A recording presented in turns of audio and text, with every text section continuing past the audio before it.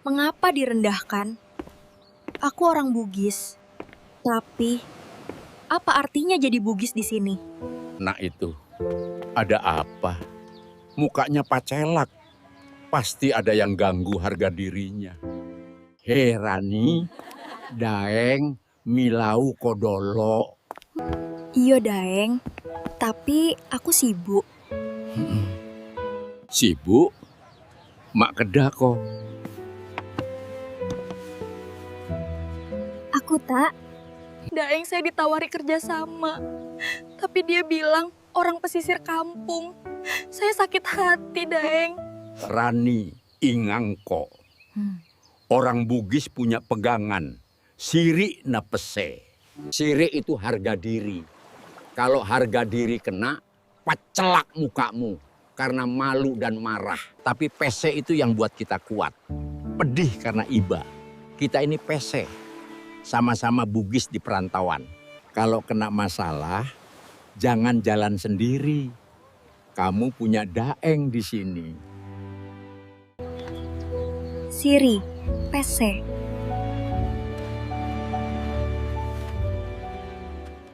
Ma, Maurang, Daeng. Aku mengerti. Aku tidak sendiri. Nah, sudah. Milau Kodolo. Makan dulu. Besar hati kok. Daeng, sekarang aku mengerti. Jadi Bugis di perantauan. Tidak berarti sendirian. Aku akan ingat, Daeng. Siri napese. Iyo, ingang kau selalu. Siri na pese. Itu pegangan hidup kita. Dimanapun kau berada. Matur syukur, Daeng.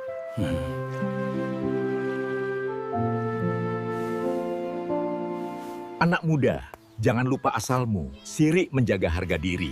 Pese menjaga sesama. Dengan itu, kau kuat dimanapun. Aku akan ingat, Daeng. Siri napese. Siri Napese, harga diri dan solidaritas. Pegangan hidup orang Bugis dimanapun berada.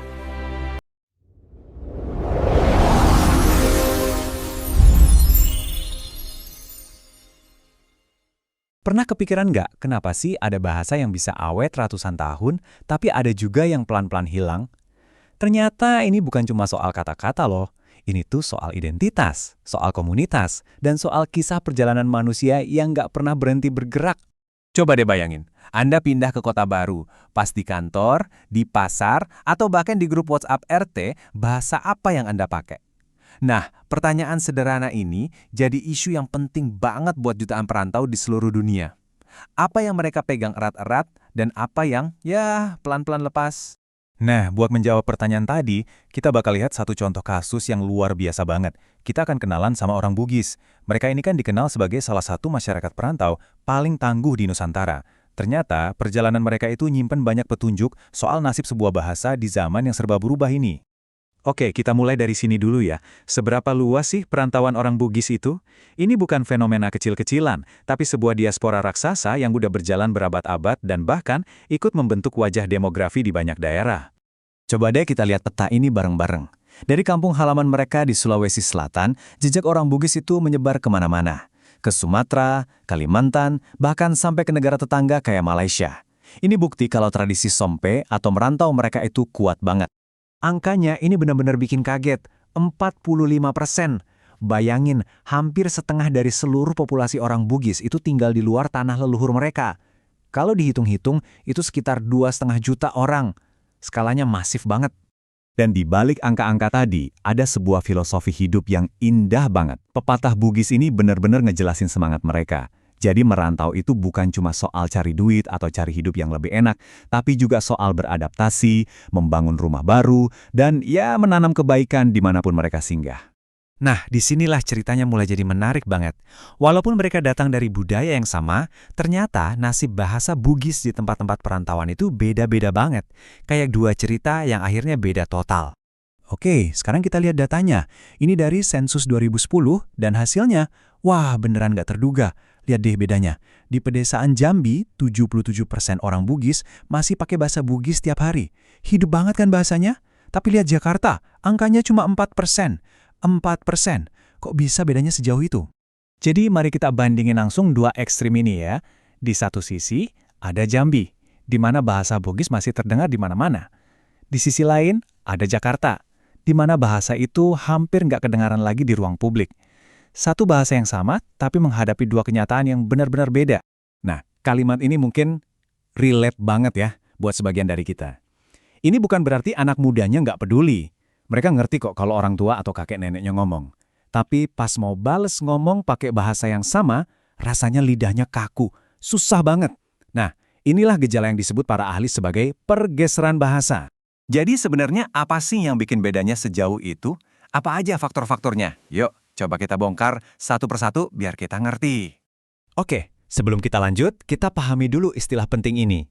Jadi, pergeseran bahasa itu bukan keputusan satu orang buat, gua mau lupain bahasa leluhur. Bukan gitu. Ini adalah proses sosial. Proses di mana satu komunitas bareng-bareng pindah ke bahasa lain yang dianggap lebih dominan di lingkungan baru mereka. Biasanya terjadi cuma dalam 1 atau 2 generasi aja. Nah, ini dia nih beberapa penyebab utamanya. Pertama, soal struktur komunitas. Di desa, orang Bugis itu cenderung tinggal ngumpul, jadi lingkungannya mendukung buat terus pakai bahasa Bugis. Kalau di kota, kan mereka lebih nyebar. Kedua, pernikahan campur. Anaknya seringkali pakai bahasa Indonesia aja, biar gampang. Ketiga, integrasi sosial. Biar bisa ngeblend, ya harus pakai bahasa lokal kan? Dan yang terakhir tentu aja, ekonomi. Bahasa yang dipakai di kantor dan pasar, yaitu yang jadi prioritas. Ini nih, poin yang paling penting. Kita sering mikir kalau bahasa Indonesia itu musuh utama bahasa daerah. Tapi ternyata, penelitian ini nunjukin kalau ancaman terbesarnya itu justru datang dari bahasa lokal yang dominan di lingkungan itu. Jadi di Jakarta misalnya, saingan bahasa Bugis ya dialek Betawi. Di tempat lain bisa jadi bahasa Melayu atau bahasa lainnya. Oke, kita udah ngebongkar misteri soal diaspora Bugis. Tapi, terus kenapa cerita ini penting? Bukan cuma buat orang Bugis, tapi juga buat kita semua? Yuk, kita lihat gambaran yang lebih luas. Karena apa yang terjadi sama bahasa Bugis ini, pada dasarnya adalah cerminan dari nasib ribuan bahasa minoritas lain di seluruh dunia. Proses yang sama persis, urbanisasi, integrasi, tekanan ekonomi, itu juga lagi dialami sama ratusan bahasa lain di seluruh dunia. Jadi kisah Bugis ini kayak versi kecil dari sebuah cerita global yang jauh lebih besar. Dan mungkin ini fakta yang paling bikin kaget.